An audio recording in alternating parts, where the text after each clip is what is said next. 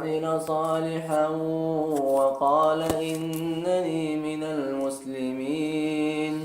ولا تستوي الحسنة ولا السيئة، ادفع بالتي هي أحسن، فإذا الذي بينك وبينه عداوة كأنه ولي حميم.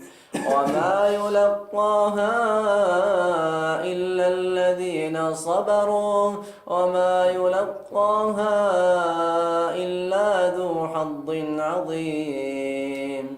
وإما ينزغنك من الشيطان نزغ فاستعذ بالله إنه هو السميع العليم.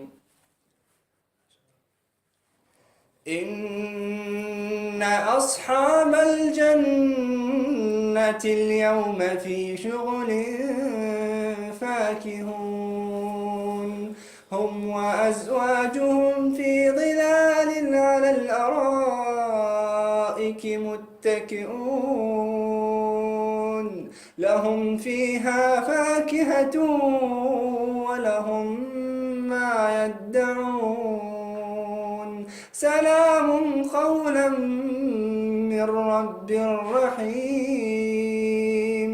وامتازوا اليوم أيها المجرمون